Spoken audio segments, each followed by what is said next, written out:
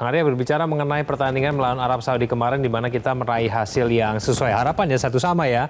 Nah ini modal draw melawan Arab Saudi ini sudah cukup tidak nih untuk kita melawan Australia nanti di tanggal 10, Bang Arya? Saya rasa dengan kemarin ya, maksudnya Martin Paes ya, sebagai pemain, sebagai kiper itu cukup membuat teman-teman timnas kita tuh lebih confidence ya untuk bermain. Itu secara mental juga cukup baik.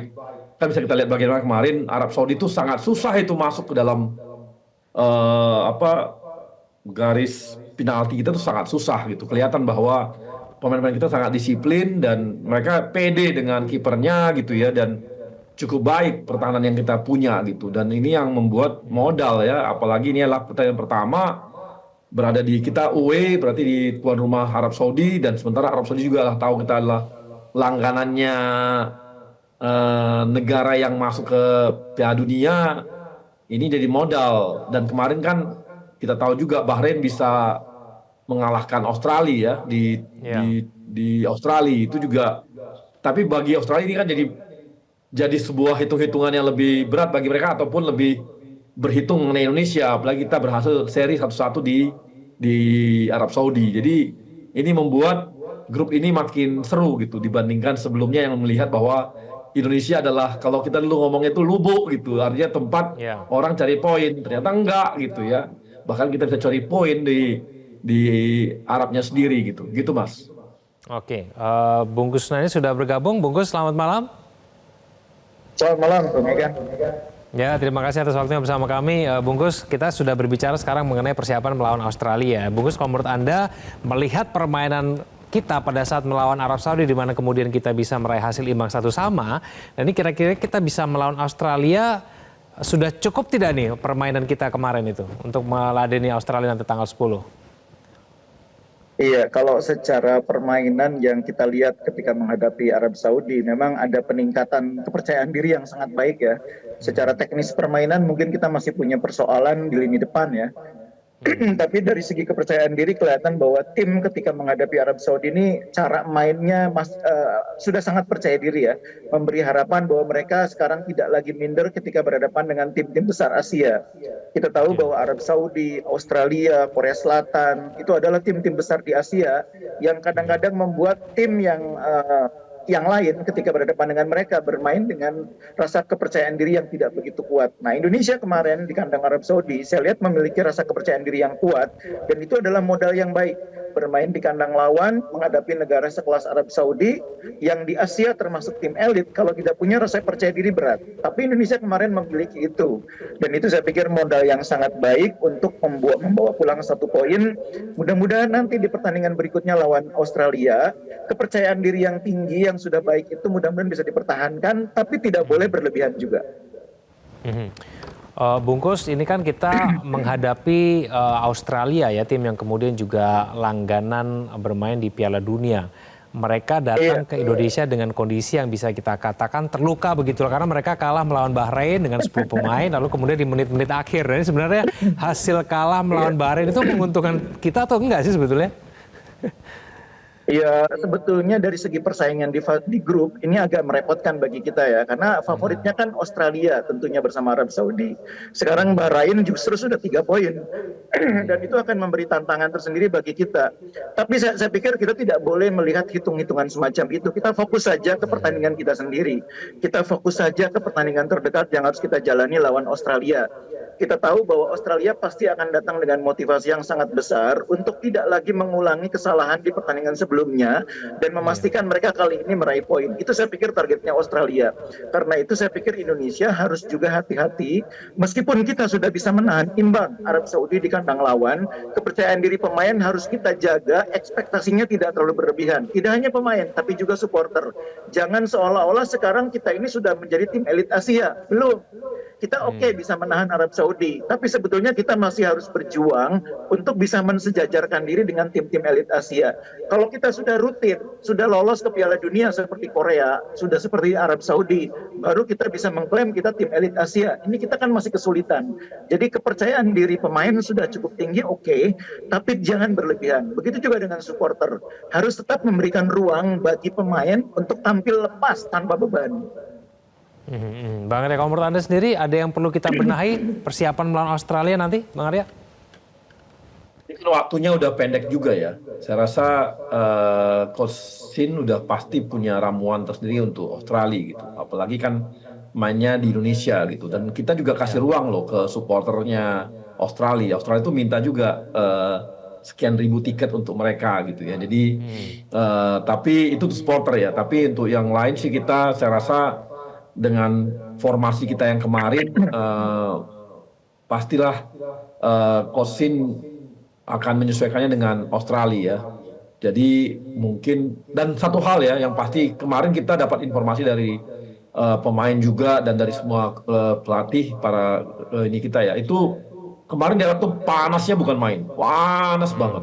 Jadi udah kayak di oven aja, makanya lihat pemain tuh 62 menit ke 60 sekian aja udah capek banget dia. Jadi kita harapkan justru nanti ketika main di Indonesia dengan situasi yang seperti ini mereka fisiknya lebih baik lagi ya.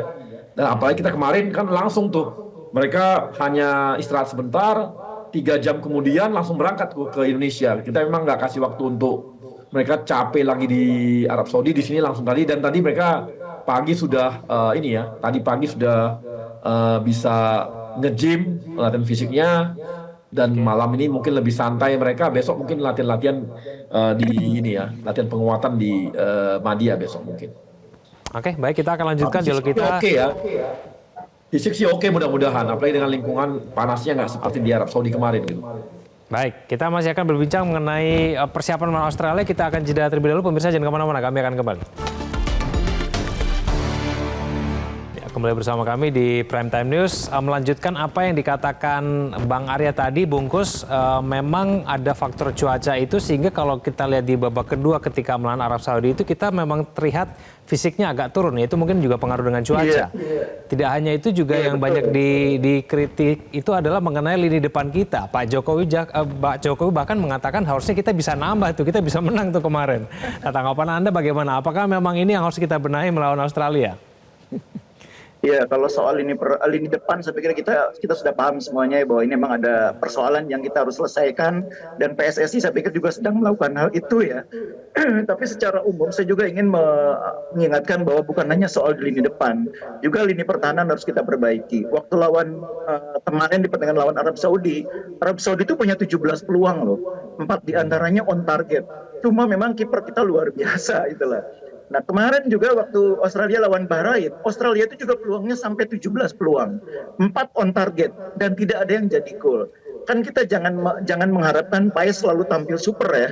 Jangan mengharapkan Paes selalu jadi penyelamat. Karena itu saya pikir di lini pertahanan mudah-mudahan Sintayong juga bisa menemukan formasi, bisa mendapatkan strategi, racikan yang bisa membuat pertahanan kita lebih kuat.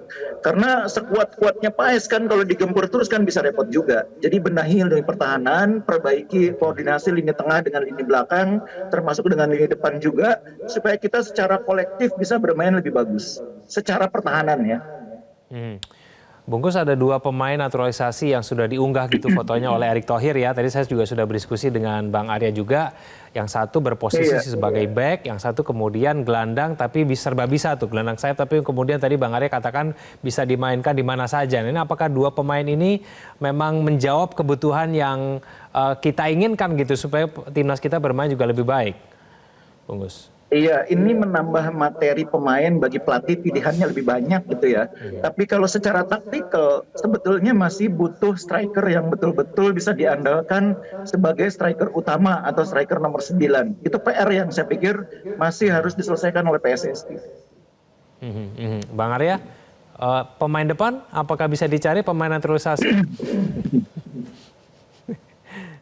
Ya, intinya kita lagi nyari ya, ada beberapa pilihan tapi ya nggak gampang seperti yang kita katakan tadi, bahwa mereka itu kan masih berharap bisa bagi pemain timnasnya Belanda gitu.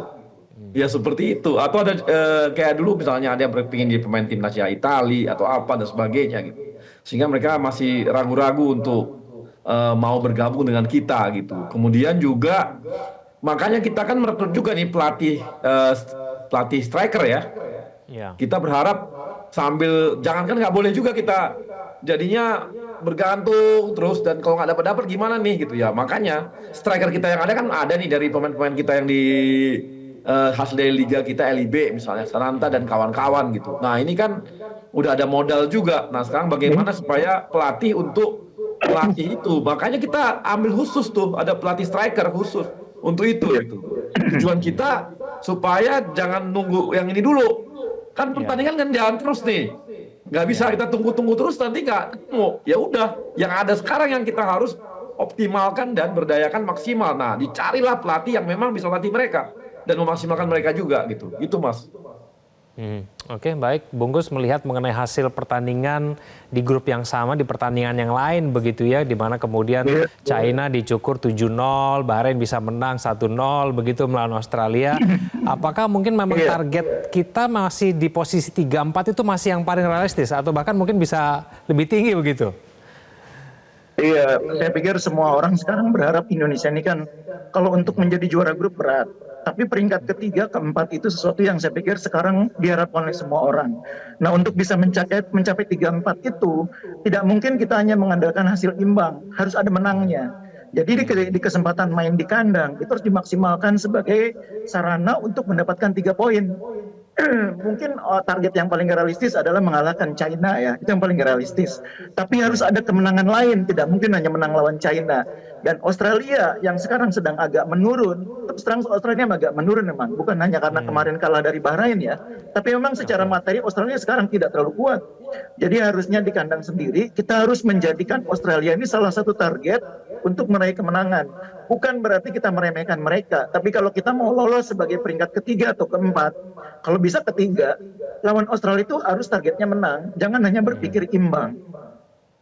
Oke, baik, kita tunggu nanti tanggal 10 akan seperti apa. Semoga kemudian kemenangan ya bisa kita dapat melawan Australia. Terima kasih Bang Arya, terima kasih Bungkus sudah bergabung sama kami di Prime Time News. Selamat malam semuanya.